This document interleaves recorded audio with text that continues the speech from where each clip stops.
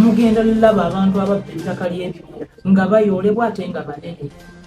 Abamu bakozesa akatimba ka NRM, simanyi ono ye chairman wa biki. Ow'ebbanga obwotamuwemukira teweebikka. Honorable Nameere addiza chairman Bulegeyi Omuliro. Olina akatuli ku mutwe. Akati n'olaba chairman wa NRM bwakunama n'abeera mu kamera n'agamba oyo wa NRM teyawangula Kalulu. Ensi yonna n'egamba ono alina akatuli ku mutwe. Ne ba NRM ne ba chairman banne bali mu kuba masimu bagaba omusajja yagwa eddalu nga temukimanyi.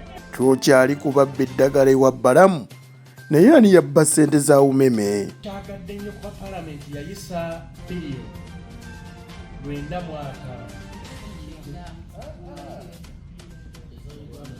Biliyoni 9 mwaka. Honorable Kalemi ensonga gye yaliko luli olwokuna. Naye umeme baagiwa 463. Sente ezo yali looni ng'eva mu Stanbic Bank ng'ejja mu ministry kusasulani kusasula umeme baagiwaako ntono. Obedi Lutale yasiwo ne Dr. Besigye akakasizza kkooti. Balooyi abafu abaasigalawo badduka mu ggwanga baabatiisatiisa.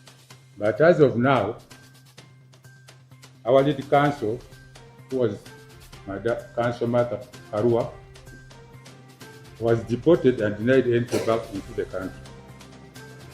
Council Elias Lukwago was abducted, tortured, and now in prison. The last information I heard about Tukiza has already run out of the country because of the intimidation. Abawemuzi balunza abakulembera. Kojja Kabaya ne Ssenga Nantume bagudde mu bintu. Omulonde represent abakojja ne basenga atona ebyo n'ebirala bisee ku Fik Media. Fik Media.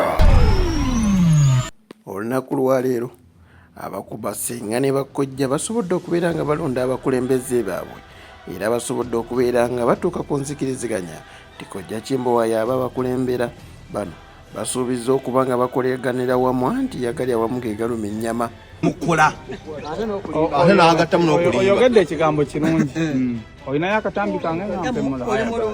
Okuba lwe bampadde obwa pulezidenti njagala okutandika okubaloobingira, njagala okutandika obbakulaakulanya, njagala okubeera nti nno mbakwataganya mu buli kimu bakojja ne Ssenga tubeere nga mulimu. Era mbalayirira nti okuva olunaku olwaleero genda tutandika okuwulira ku bookings z'abakojja nga bamuyise London, bamuyise buli kimu. Bakojja Kabaya we bali bonna basenga Amida. So Ssenga Amida wuuyo ekitongole kyonna beekuŋŋaanyiza olunaku olwali wano ku Jovine Hotel. Nze president era offices zaffe zigenda kubeera mutundu wano mu junction w'ekizimbe ekiriko kojja. N'olwekyo tukubiriza mwenna ababadde beerimbika mu mulimu gw'obwakojja ne bwa Ssenga ne mubeerako okwo ne tuwemula ne tukola tutya tumaze okukwatagana. Tubadde tukyali ku bya kubba ddagala mu malwaliro wamu n'abasomesa abongeza ssente za school fees ewa Balamu naye ataani yabba ssente za umeme oluvannyuma lw'abamemba ba Paalamenti naddala ab'opposition okukakasa nti waliwo ababba ssente za umeme ssente ezimu tezaatuuka beebuuza ziririddawa. Tukyagadde nnyo kuba Paalamenti yayisa biliyoni 9 mwaka. Biliyoni 9 mwaka. Honorable Kalemi ensonga gye yaliko luli olwokuna. Naye umeme baagiwa 463. Sente ezo yali looni ng'eva mu Stanbic Bank ng'ejja mu ministry kusasulani kusasula umeme baagiwaako ntono. Baagala okuinvestigatinga kino tumanye nti abaana ddala looni Stanbic Bank yawaayo ntono. So tugenda bigendamu enkya over 400 billion tetuziraba, 451 billion tetuziraba mu sente ezo Stanbic Bank. Ate nga jjukira Paalamenti egenda ogiyisa ng'olredde banka bamaze dde okukola agreement baagikyusa bwe babikyusa palamenti yamanya jaa olwenda mu 5 lwe muyisi lwali olwenda mu 5 lwe mwayisa abange lwebo ddala lwe baafuna era tuyise ne Ministry of Finance enkya ejje etutegeeza accountant general agenda tutegeeza baba baafuna nnyingi endala baziteekawa bo balooya ba Dr. Kanokiza Besigye ne mwami Obedi Lutale. Olunaku lwaleero Obedi Lutale akakasizza kkooti nga abamu we badduka mu ggwanga oluvannyuma lw'okubeera nga batandika okubatiisatiisa ate ng'abalala okuli omuloodi w'ekibuga ekikulu Kampala Ssaalongo Erias Lukwago ye ali ku Meere e Luzira ate omulala ye baamugaana okubeera ng'ayingira eggwanga omukyala Martha Karua. Haji Obedi Lutale to in this matter. My Lord,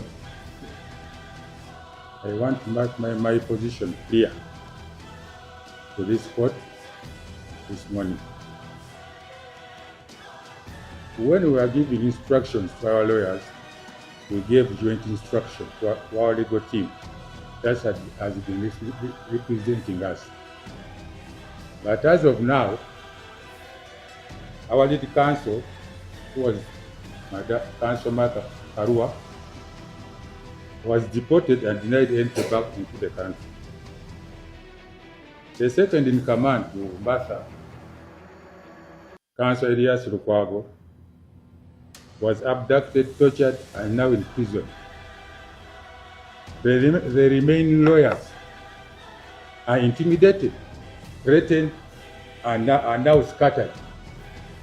The last information I heard about Kiza has already run out of the country because of the intimidation. So, on the issue of our presentation, this matter, you have our application 248, which I think will solve presentation in this matter. The state-appointed lawyers here don't have our instructions or my instructions. So, my Lord, my prayer is to have my or our preferred lawyers so that we get a free and fair trial. Thank you.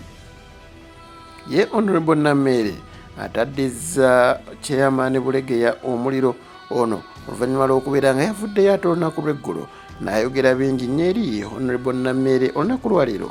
Honorable Nameere n'amulaze nti atali ku ddaala ddala. Akati n'olaba chairman w'NRM bw'akunama n'abeera mu kamera n'agamba oyo w'NRM teyawangula Kalulu. Ensi yonna n'egamba ono alina akatuli ku mutwe. Ne ba NRM ne ba chairman banne bali mu kuba masimu baka oba omusajja yagwa eddalu nga temukimanyi. Ng'ate waaki mwalabye chairman w'eggomba. Mwalabye chairman w'eggomba. Chairman Wittons bamuwadde obwa minisita. Si MP. Yakola nnyo. Yawagira nnyo banne. Era nze bwe yeesimba mu yala ne mugamba nedda chairman Wittons kana akafo ka yala tukawono Stella Kiryowa. Guli ku level ya bwa minisita. Wese mpiji ne balwana ne bakola ki. Bachairman bonna wabeera ne bakandidate abawangula asanyuka. Ono wammwe yennyini ye yalwana bakandidate ate Nameere amuwangudde ate ne kumumuwangula era akyasera. Ugana abantu basezi utasoma buluma bukulu kiki naye